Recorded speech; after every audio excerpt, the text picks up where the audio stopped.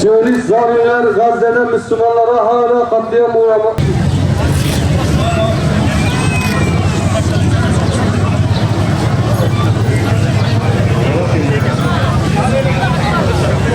Tekbir! Hamas'a selam! Tekbir! Bismillahirrahmanirrahim. Sünneten qad ersalna qablaka min rusulina ve la tecidu li sünnetina tahwila. وَنُنَزِّلُ مِنَ الْقُرْآنِ مَا هُوَ شِفَاءٌ وَرَحْمَةٌ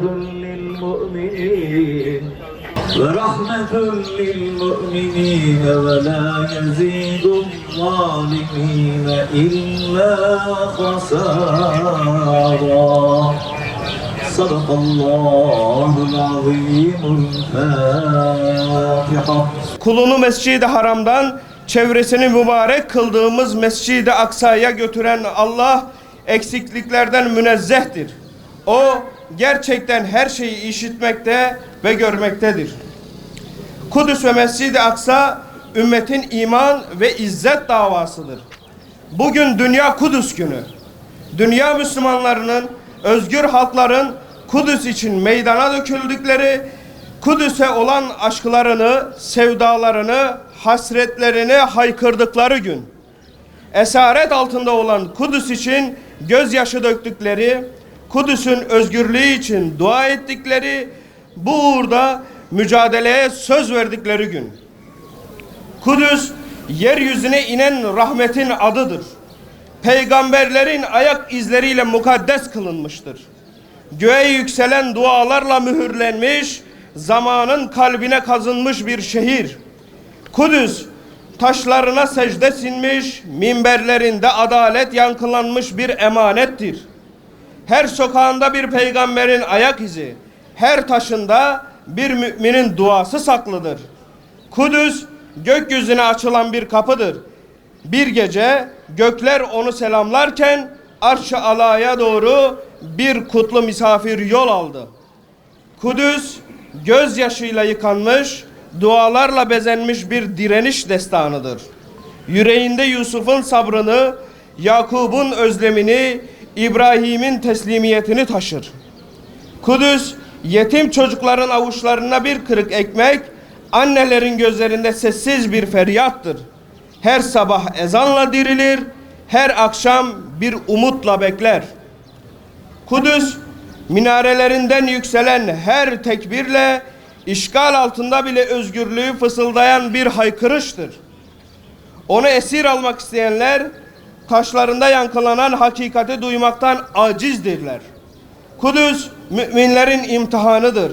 Sessiz kalırsak yetim kalacak, sahip çıkarsak şahit olacak. Kudüs, yeryüzünde adaletin yankılacağı günü bekleyen bir müjdedir. Zira Allah'ın vaadi haktır. Zalimler nasıl bir inkılapla devrileceklerini yakında bilecekler. Kudüs direniştir, dua ile bekleyiştir. Adaletle gelecek olan zaferin kapısıdır. Kudüs, yeryüzünün en mukaddes şehirlerinden biridir. Burası peygamberlerin ayak bastığı, vahyin nazil olduğu ve İslam'ın ilk kıblesi olan Mescid-i Aksa'nın bulunduğu beldedir.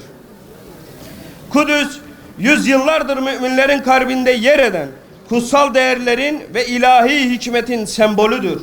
Mescid-i Aksa sadece bir ibadet yeri değil, aynı zamanda peygamberlerimizin adımlarının izlerini taşıyan, ruhları aydınlatan bir mihmandır. Bugün Müslümanların onur ve izzetini temsil eden Kudüs, zalim Siyonist işgalcilerin kirli elleri altında inim inim inlemektedir. Filistin halkı 1948'den bu yana sistematik zulüm, katliam ve sürgünlerle karşı karşıya bırakılmıştır. Özellikle son dönemde Gazze'de yaşanan insanlık dışı saldırılar, sivil yerleşim yerlerinin bombalanması, hastanelerin ve ibadethanelerin hedef alınması, Siyonist rejimin vahşetini bir kez daha gözler önüne sermiştir.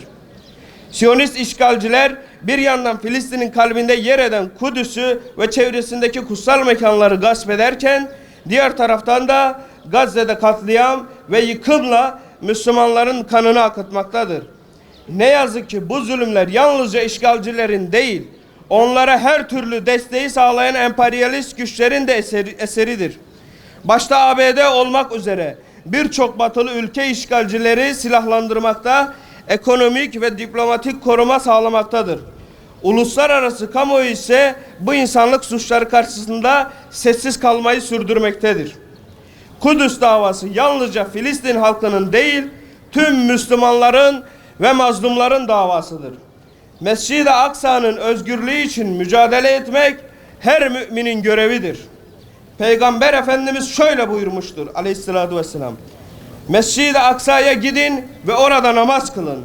Eğer oraya gidemezseniz kandillerinde yakılmak üzere zeytinyağı gönderin. Hiç kuşkusuz Kudüs'ün kurtarılması Müslümanlar için, İslam ümmeti için dini bir görev olmakla birlikte bir varlık yokluk savaşıdır da. Çünkü başta Amerika olmak üzere dünyanın egemen şeytani güçlerinin desteğini arkalarına alan Kudüs işgalci Siyonist Yahudiler Kudüs ve Filistin'e değil geniş İslam coğrafyasına da gözlerini dikmiş durumdadırlar. Aksa tufanı sonrası yaşananlar İslam ümmetine verilmiş bir fırsat gibidir. Filistin'in kahraman evlatları Aksa tufanı ile birlikte Siyonistlere karşı büyük bir cephe açmış durumdadırlar. Bu cephe gittikçe daha da geniş bir coğrafyaya yayılmaktadır. Bu cepheye koşan İslam'ın kahraman evlatları en azizlerini, büyük komutanlarını feda etmekten, kadın, erkek, çocuk, on binlerce şehit vermekten çekinmeden cihatlarını sürdürmekte, Kudüs kurtarılıncaya kadar durmayacaklarına dair Yüce Allah'a söz vermektedirler. Bizler peygamber sevdalıları ve Özgür Kudüs platformu olarak bu mukaddes cihada, ümmetin kurtuluş savaşına, Kudüs ve Filistin'in, Gazze'nin özgürlük mücadelesine her şekilde, her platformda, her ortamda canımız ve malımızla destek olacağımıza söz veriyoruz. Asla geri durmayacağımızı dünyanın müstekbir güçlerine karşı ilan ediyoruz. Buradan, bu meydandan Dünya Kudüs gününde tüm İslam dünyasına çağrıda bulunuyoruz. Zaman uyanma, silkinme zamanıdır. Bir an bile gaflette kalma lüksümüz kalmamıştır.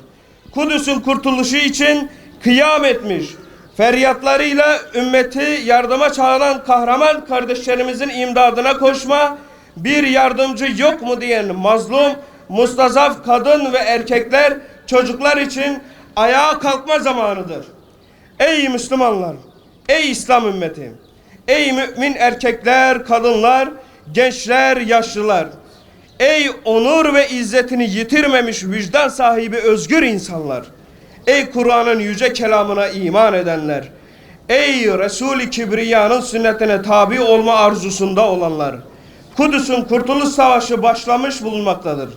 Allah'ın salih kulları cihadı kuşanmış, Kudüs işgalci Siyonistler ve destekçileri olan Haçlılar ile savaşa tutuşmuşlardır. Onlara yardım edin. Kudüs davasının savaşçılarına yardım edin. Yöneticisiyle, yönetileniyle tüm İslam ümmeti bu varlık savaşında tereddütsüz yerini almalıdır.